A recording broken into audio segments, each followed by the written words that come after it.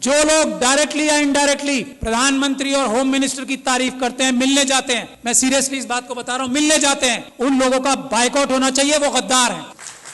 क्या बात करेंगे आप आरएसएस के लोगों से जो इस बात को तय कर चुके हैं कि हमें संविधान खत्म करके मनुस्मृति लागू करनी है? उनसे क्या बात करके और क्या समझाएंगे उन्हें सिर्फ ये जाके कह सकते हैं कि हम आपके पैरों में गिर चुके हैं, हम आपकी हर बात मानेंगे, सिर्फ हमें हमारी कम्युनिटी को धोखा देने का रास्ता बता दो। कैसे हम उनसे मीठी मीठी बातें करके, कैसे जज्बाती तकरीरें देके उनको बेवकूफ बनाएं और आपकी मदद करें, ये काम कर रहे हैं जो लोग उनसे मिलने जाते हैं। ये समझ लीजिए आप, उन्होंने सारी इंस्टीट्यूशंस जो हैं हाईजैक कर ली हैं। उन्होंने हम लोगों के, खास तौर पे एससी एसटी, माइनॉरिटीज और ओबीसी के जितनी टॉप लीडरशिप है सब हाईजैक कर ली। इस बात को जब तक हम तस्लीम नहीं करेंगे हम एक कदम आगे नहीं बढ़ा पाएंगे। अपने अंदर से गद्दारों को आइडेंटिफाई नहीं करेंगे हम एक कदम आगे नहीं बढ़ा पाएंगे।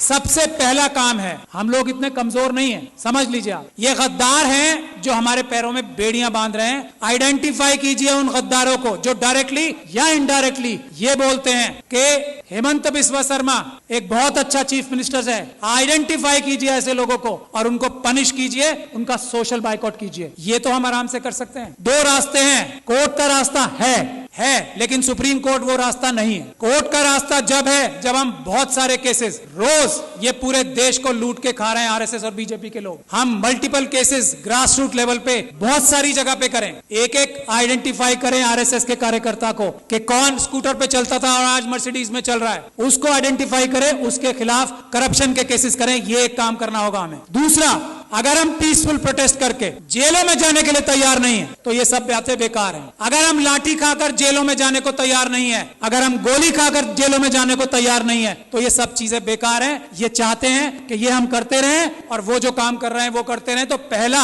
रेजोल्यूशन ये होना चाहिए कि हमें अपने देश को अगर बचाना है, संविधान को अगर बचाना है तो हमें जेल जाने के लिए तैयार रहना पड़ेगा। और जेल जाने वालों में सबसे पहला नंबर लीडरशिप का आना चाहिए, क्योंकि हम लोगों को लोग इज्जत करते हैं ना, हमारी ताकत क्या है। आज मुझे लोग इतना पसंद करते हैं, मैं क्या हूं, एक छोटा सा अदना सा वकील हूं। आज लाखों लोग मुझे सपोर्ट करते हैं, वो मेरी ताकत है। नहीं तो मेरी औकात और हैसियत नहीं है कि मैं चूं भी कर जाऊं इन लोगों के सामने। ये समझ लीजिए आप। और ये बात तस्लीम हमारे सारे एमपी एमएलए, बड़ी बड़ी तंजीमों के लीडर्स को करना चाहिए। उनकी अपनी जाती हैसियत और औकात किसी की नहीं है, मैं इस बात को तस्लीम करता हूं। आज अगर हम लोग इतनी जोर से बोल पा रहे हैं तो हमारे पीछे लोगों की ताकत है, उसकी वजह से हमें उन्हें धोखा नहीं देना चाहिए। जो अपने आप को जितना बड़ा लीडर समझता है उसे जेल जाने के लिए, गोली खाने के लिए, लाठी खाने के लिए सबसे पहले तैयार होना चाहिए आज। और जो ऐसा नहीं करता, जो इसके लिए बहानेबाजी करता है, मसलियत बताता है कि ये मसलियतन जो है ना, लफ्ज बोलने वाला गद्दार है। मसलियतन ये नहीं बोलेंगे कि मैं जेल जा रहा हूं, मसलियतन हमें प्रोटेस्ट नहीं करना चाहिए। गद्दार, बेईमान, ये हमें बोलना पड़ेगा खुल के,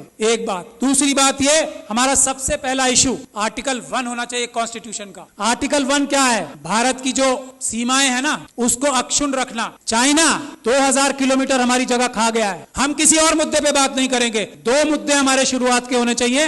और हमें होम मिनिस्टर का, हमें प्राइम मिनिस्टर का घेराव इस बात पे करना चाहिए कि चाइना से हमारे देश की सेना अपनी जमीन वापस लेने के लिए बेकरार है। तुम डरपोक हो जो उन्हें रोक रहे हो, इसके लिए हमें प्राइम मिनिस्टर का घेराव करना चाहिए। ये आर्टिकल 1 है, इसके लिए करें। और आगे जाके गोली खाएं, इसके बाद क्या? 2000 किलोमीटर हमारी, जिसको अलग अलग जबानों से हम कहते हैं, कोई भारत माता कहता है, हम भारत देश कहते हैं, उसमें से 2000 किलोमीटर कोई ले गया और हम यहां बैठ के डिस्कशन करेंगे? नहीं, या तो प्रधानमंत्री इस्तीफा देंगे या वो 2000 किलोमीटर वापस लेंगे, नहीं तो हम मार्च करके हम खुद जाके वापस लेंगे। ये हमारा पहला एजेंडा होना चाहिए। दूसरा एजेंडा इस वक्त जो है वो है मणिपुर। अगर मणिपुर के लिए हम लोग प्रधानमंत्री का घेराव नहीं करते, प्रधानमंत्री और होम मिनिस्टर डायरेक्टली इन्वॉल्व है मणिपुर में जो हो रहा है, यहाँ मणिपुर के लोग बैठे हैं, अरामबाई तेंगुल, मेतेई लिपुम, ये दो संगठन है आरएसएस के जिन्होंने ये सारा कारनामा अंजाम दिया है, अमित शाह साहब के साथ मिलकर जिन्होंने ये सारा कारनामा अंजाम दिया है, चीफ मिनिस्टर बीरेन सिंह के साथ मिलकर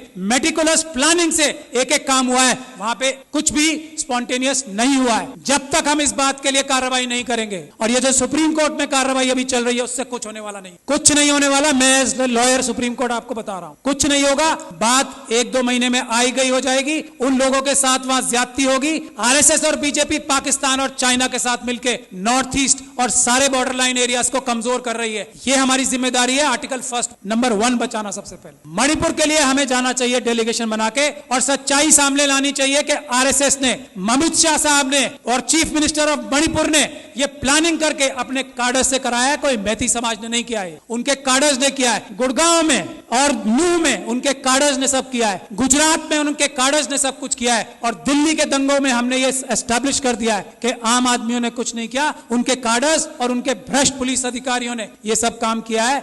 यही हमें करना पड़ेगा। मणिपुर के लिए प्लान बनाइए कि हम लोग वहां जाएं और एक्सपोज करें कि मणिपुर में क्या हो रहा है, क्या हो रहा था और क्या हो रहा है अब। और उसमें अमित शाह साहब सबसे बड़े चाणक्य हैं। उनको अरेस्ट कराने के लिए जब तक हम कोई कार्रवाई नहीं कर पाते, मणिपुर का कुछ भला नहीं हो सकता। मैं ये बात दावे और गारंटी से कह रहा हूं। He is the main mastermind, mister Amit Shah.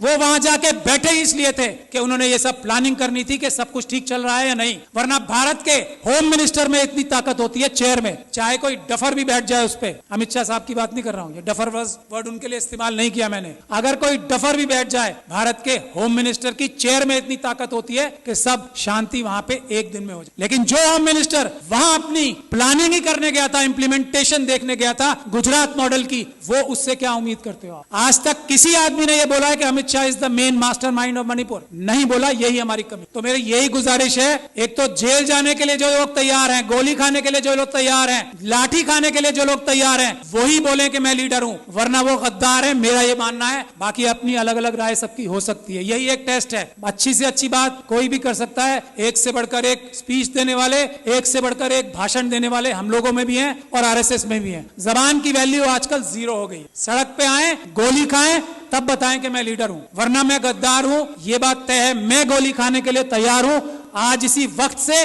और जब आप लोग दावत देंगे कि गोली खाने के लिए सबसे आगे मैं रहूंगा, मैं ये गारंटी दे रहा हूं अपनी तरफ से। और मैं ये उम्मीद करता हूं कि इस हॉल में बैठा हर एक इंसान जो अपने आप को लीडर कहना चाहता है, वो गोली खाने के लिए, इस वक्त देश बचाना है तो गोली खाने के लिए तैयार रहना पड़ेगा। अमित शाह साहब को मणिपुर के लिए अरेस्ट कराना जरूरी है। इसके लिए हमें कार्रवाई करनी पड़ेगी। मेरी जहां भी सर्विसेज आपको दरकार होंगी, मैं वॉलंटियर करता हूं अपने आप को। बहुत बहुत शुक्रिया। जय भीम, जय Bharat. Thank you very much. Shahid Ali.